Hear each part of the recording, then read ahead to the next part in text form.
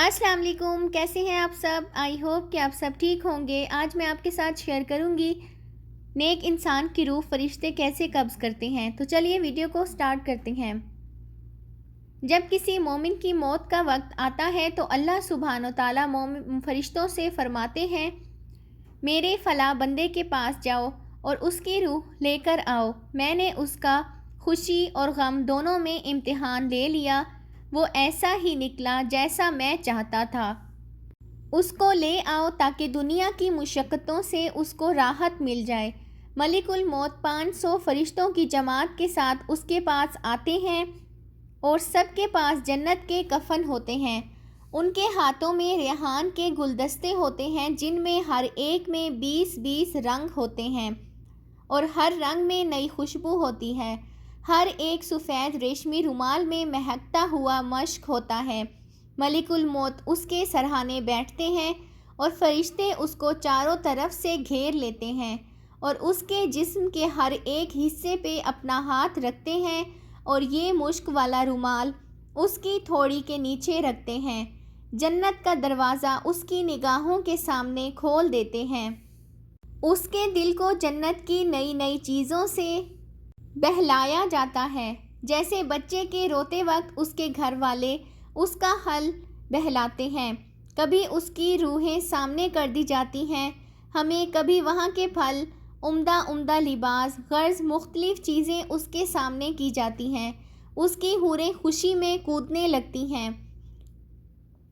ان سب منظر کو دیکھ کر اس کی روح بدن میں پھڑکنے لگتی ہے، جیسے کہ کوئی پنجرے میں پرندہ نکلنے کے لیے پھڑکتا ہے، اور ملک الموت اس سے کہتا ہے، اے مبارک روح، چل ایسی بیڑیوں کی طرف جس میں کانٹے نہیں ہیں، اور ایسے سائے کی طرف جو نہایت گہرا اور وسیع ہے اور پانی بہہ رہا ہے۔ یہ چند منظروں کی طرف اشارہ ہے جو قرآن پاک سورۃ واقعہ میں بیان ہوئے ہیں۔ ملک الموت ایسی نرمی سے بات کرتا ہے جیسا کہ ماں اپنے بچے سے کرتی ہے، کیونکہ اس کو یہ بات معلوم ہوتی ہے کہ یہ روح اللہ پاک کے ہاں مقرب ہے۔ وہ اس روح کے ساتھ لطف سے پیش آتا ہے تاکہ اللہ پاک اس فرشتے سے خوش ہوں۔ وہ روح بدن سے ایسی سہولت اور آرام سے نکل جاتی ہے جیسے آٹے میں سے بال نکل جاتا ہے۔ جب روح نکلتی ہے تو سب فرشتے اس کو سلام کرتے ہیں اور جنت میں داخل ہونے کی بشارت دیتے ہیں۔ جب وہ روح جسم سے جدا ہوتی ہے تو وہ جسم سے کہتی ہے، اللہ پاک تجھ کو جزائے خیر دے، تو اللہ کی بندگی اور اطاعت میں جلدی کرنے والا تھا، اس کی نافرمانی میں سستی کرنے والا تھا۔ تجھے آج کا دن مبارک ہو، تو نے خود بھی عذاب سے نجات پائی اور مجھے بھی عذاب سے نجات دی۔ پھر یہی مضمون جسم رخصت کے وقت اس سے کہتا ہے، اس کی جدائی کے وقت زمین کے وہ حصے روتے ہیں جن پر وہ اکثر عبادت کیا کرتا تھا، آسمان کے وہ دروازے روتے ہیں جن سے اس کے اعمال اوپر جایا کرتے تھے اور جن سے اس کا رزق اترتا تھا۔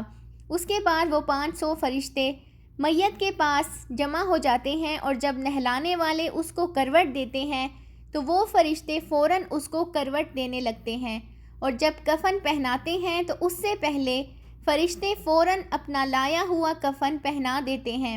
جب وہ خوشبو لگاتے ہیں تو فرشتے اپنی لائی ہوئی خوشبو لگا دیتے ہیں۔ اس کے بعد وہ اس کے دروازے سے قبر تک دونوں جانب قطار بنا کر کھڑے ہو جاتے ہیں اور اس کے جنازے کا دعا و استغفار کے ساتھ دعا کرتے ہیں۔ یہ سارا منظر دیکھ کر شیطان اس قدر زور سے روتا ہے کہ اس کی ہڈیاں ٹوٹنے لگتی ہیں اور وہ اپنے لشکروں سے کہتا ہے، تمہارا ستیہ ناس ہو، یہ تم نے کس طرح چھوٹ گیا؟ اس کا لشکر کہتا ہے، یہ معصوم تھا۔ اس کے بعد جب ملک الموت اس کی روح لے کر اوپر جاتا ہے تو حضرت جبرائیل 70,000 فرشتوں کے ساتھ اس کا استقبال کرتے ہیں۔ یہ فرشتے اس کو اللہ پاک کی طرف سے بشارتیں سناتے ہیں۔ اس کے بعد جب ملک الموت اس کو عرش تک لے جاتے ہیں تو وہاں پہنچ کر وہ روح سجدے میں گر جاتی ہے۔ اللہ تعالیٰ کا ارشاد ہوتا ہے، میرے بندے کی روح کو سلامتی والی جگہ پر پہنچا دو۔ جب اس بندے کی میت قبر میں رکھی جاتی ہے تو اس کی نماز دائیں طرف آ کر کھڑی ہو جاتی ہے، روزہ بائیں طرف کھڑا ہوتا ہے، قرآن پاک کی تلاوت اور اللہ کا ذکر اس کے سر کی طرف کھڑا ہو جاتا ہے، اور نماز کی طرف جو قدم چلے ہوتے ہیں وہ پاؤں کی طرف کھڑے ہوتے ہیں، اور مصیبتوں اور گناہوں پر صبر کرنے پر اس کا صبر قبر کی ایک جانب کھڑا ہو جاتا ہے۔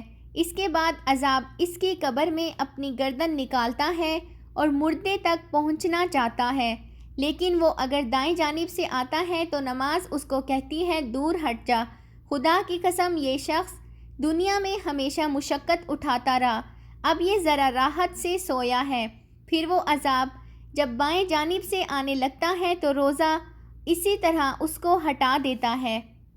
پھر وہ عذاب سر کی طرف سے آتا ہے تو تلاوت قرآن پاک اور ذکر اس کو روک دیتے ہیں کہ ادھر تیرا راستہ نہیں، غرض یہ کہ وہ عذاب جس طرف سے بھی آتا ہے اس کو راستہ نہیں ملتا، اس لیے کہ اللہ کے نیک انسان کو ہر طرف سے عبادتوں نے گھیر رکھا ہوتا ہے، وہ عذاب عاجز ہو کر واپس چلا جاتا ہے۔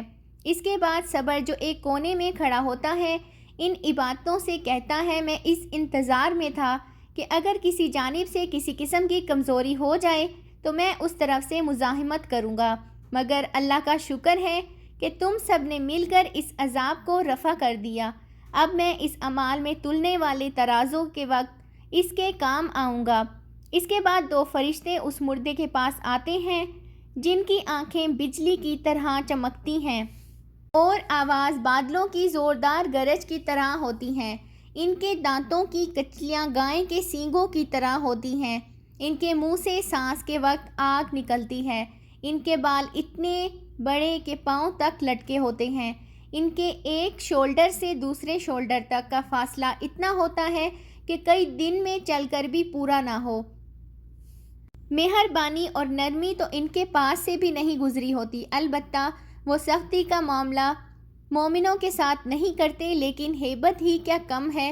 ان دو فرشتوں کو منکر و نکیر کہا جاتا ہے، ان میں سے ہر ایک کے ہاتھ میں ایک اتنا بڑا اور وزنی ہتھوڑا ہوتا ہے کہ اگر دنیا کے سارے انسان اور جنات مل کر اٹھائیں تو بھی نہ اٹھ سکے۔ وہ آ کر اس مردے سے کہتا ہے بیٹھ جاؤ۔ مردہ بیٹھ جاتا ہے اور کفن کے سر سے نیچے آ جاتا ہے۔ وہ سوال کرتا ہے تیرا رب کون ہے؟ تیرا مذہب کیا ہے؟